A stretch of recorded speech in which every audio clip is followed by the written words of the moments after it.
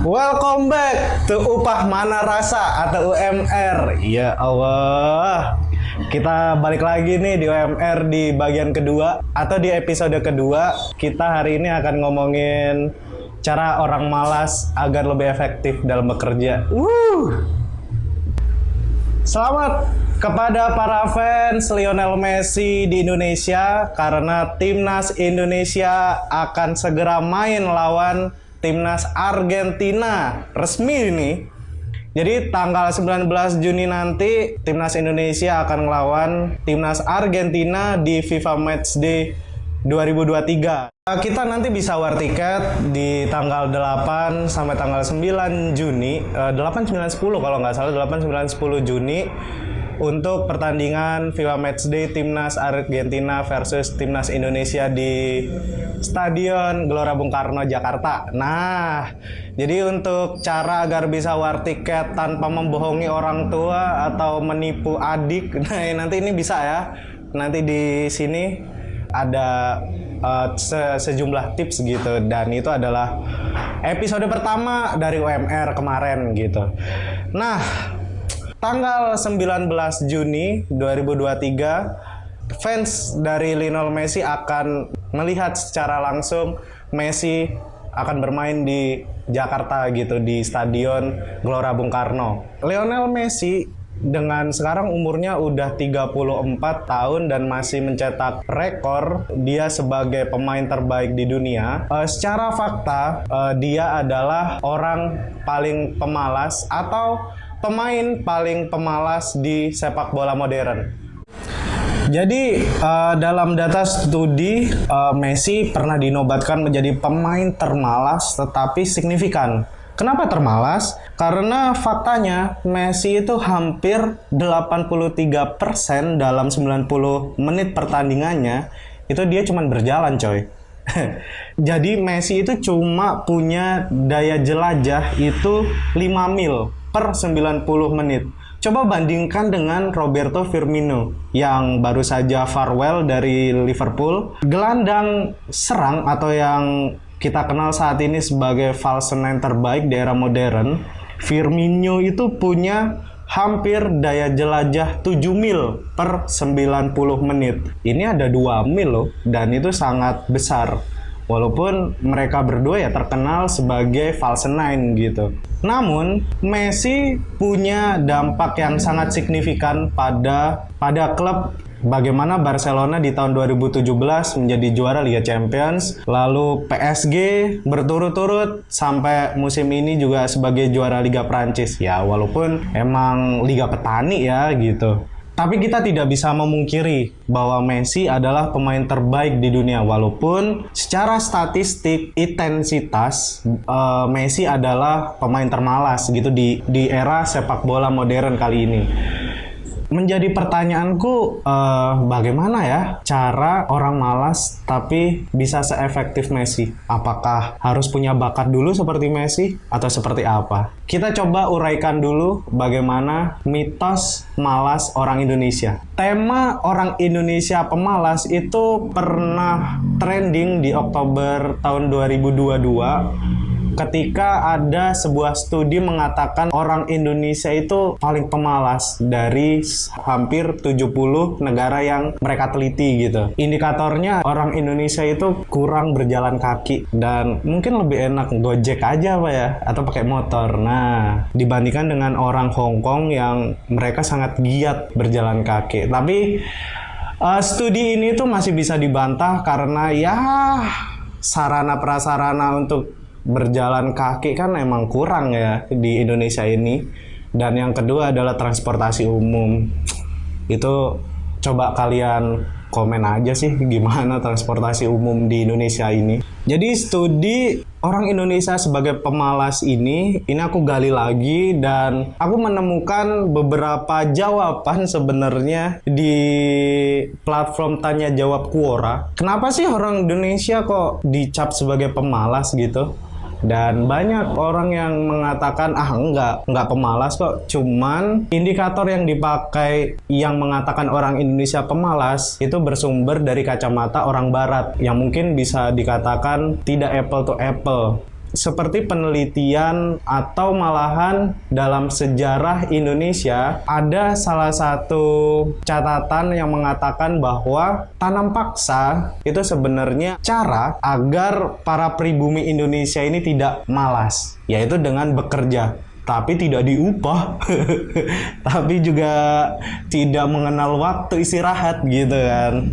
Dan sayangnya sifat dari kolonial itu sampai sekarang itu masih digunakan gitu bagi banyak orang yang mungkin punya usaha ya gitu, punya usaha yang dia membuka lowongan kerja bagi orang, lalu dia kadang ada kayak pikiran rasis dan chauvinisme, mungkin mengatakan bahwa wah, orang Sunda nih malas banget sih daripada orang Jawa. Wah, orang Jawa nih lelet banget sih daripada orang pendatang. Nah, biasa kayak gitu. Dan ini sebenarnya adalah mitos yang ditanamkan oleh kolonial kepada Indonesia dan sampai sekarang masih bertahan gitu. Padahal kalau kita lihat secara jauh, sebenarnya malas atau rajin batasannya itu sangat kabur. Nggak bisa benar-benar dikasih indikator, kecuali misal di beberapa pekerjaan hari ini tuh punya banyak indikator, kayak misal kedisiplinan masuk kerja,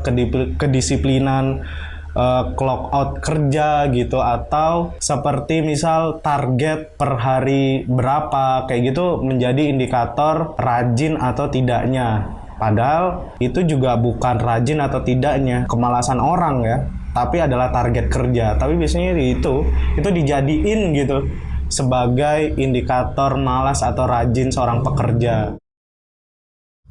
Mitos orang Indonesia pemalas itu juga dalam buku The Myth of Lazy Native yang ditulis oleh Syed Hussein Alatas, itu sebenarnya juga wacana yang lahir dari kolonialisme gitu. Jadi sampai sekarang pun kalau misal ada orang yang bilang, wah kamu pekerja pemalas nih, nah ini indikatornya apa untuk mengatakan pekerja itu pemalas? Apakah tidak memenuhi target, atau ya emang dia memenuhi target cuman dia seperti terlihat pemalas aja. Nah itu, ini kadang stigma kayak gitu tuh masih ada, dan itu sebenarnya stigma kolonial yang masih ada di masyarakat. Lalu bagaimana ya, apakah kita menjadi malas tetapi efektif seperti Messi, atau kita rajin gitu seperti Roberto Firmino? Ini mana yang bisa kita pilih? Tidak ada yang bisa kita pilih sih sebenarnya dari dua itu. Kenapa? Karena ketika kita lihat sejarahnya Lionel Messi pun yang dikatakan sebagai pemain termalas di sepak bola era modern, dia itu bersusah keras coy untuk sampai di karirnya saat ini. Apakah dia malas? Enggak, dia juga berusaha keras sampai di karirnya hari ini gitu. Roberto Firmino pun coba kalau dia nggak ke Jerman, dia akan seperti pemain Brasil pada umumnya mungkin. Yang ya kalau lu tahu Neymar, dia lebih baik party daripada sepak bola bro untuk hari ini gitu kan. Firmino bekerja keras karena dia pernah 4 tahun ada di mentalitas bekerja di Jerman. Mentalitas pekerja orang Jerman yaitu disiplin gitu. Disiplin, tepat waktu, dan intensitasnya sangat tinggi. Jadi kebanyakan orang Jerman itu sebenarnya workaholic gitu. Agak susah mereka untuk beristirahat. Suruh beristirahat mungkin juga nggak mau mereka. Aduh, ayo kerja gitu. Nah Pak Jokowi mungkin kalau dia jadi presiden Jerman cukup tepat dia ngomong kayak gitu.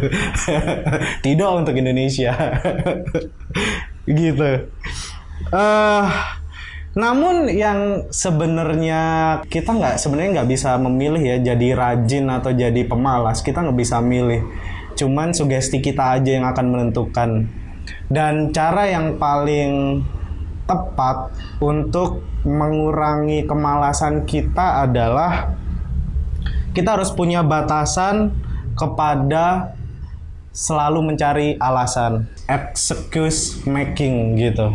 Kebanyakan orang yang memang pemalas ya, pemalas dalam hal ini adalah menurutku itu tidak mau bergerak karena dia terlalu banyak alasan untuk bergerak gitu loh. Padahal kalau tidak punya banyak alasan ya bergerak apapun itu ya, dalam hal ekonomi, dalam hal finansial, karir gitu ya, bergerak gitu. Akses ada gitu. Apakah akses nggak ada? Ada sebenarnya kalau dicari. Jangan kebanyakan alasan gitu. Pun sebenarnya juga alasan itu juga dibutuhkan sebagai pelumas pelumas kita dalam kehidupan sehari-hari ya. Tapi jangan banyak alasan. Kerjakan apa yang bisa dikerjakan, dan itu aja cukup sebagai orang yang bisa dikatakan kamu boleh jadi apapun kecuali jadi pemalas. Wah, itu dia.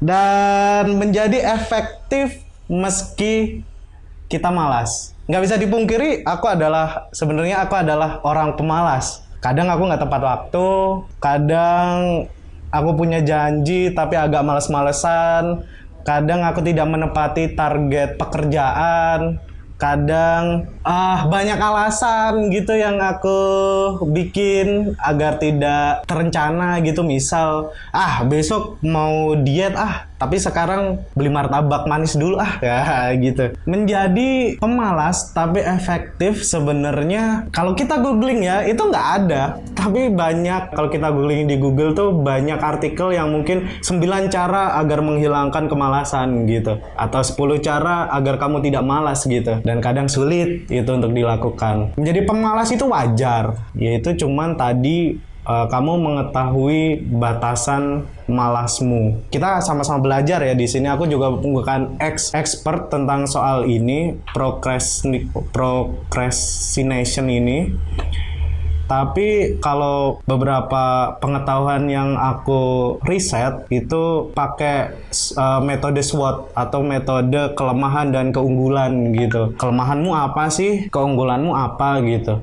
Dan bagaimana cara meminimalisir kekuranganmu gitu. Tidak menghilangkan tapi mengurangi. Karena kekurangan ya tetap ada gitu. Sempurna hanya milik Tuhan gitu kan. Nah, itu bagaimana langsung keahlianmu atau skill yang kamu punya dan itu menjadi keuntunganmu itu apa? Itu jadi dianalisis, dan bagaimana kamu mensinkronisasi kelemahan dan keunggulanmu itu. Ya, itu aja sih sebenarnya. Nggak ada sebenarnya 9 cara agar kamu tidak malas. Misal bangun jam 5 pagi seperti Jeff Bezos kayak gitu, itu pernah aku lakuin dan cuma seminggu itu hal yang menjadi menyiksa diri gitu. Nah, ini paling penting adalah entah kau misal ketika udah menganalisis keunggulan dan kelemahanmu dan kamu menganalisisnya bahwa kamu adalah orang pemalas, kamu bahagia nggak untuk menjadi orang yang tidak lebih pemalas dari hari ini?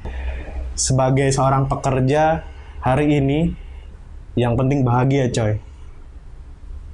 Apapun yang bisa kita lakukan. Nah, seperti itu. Subscribe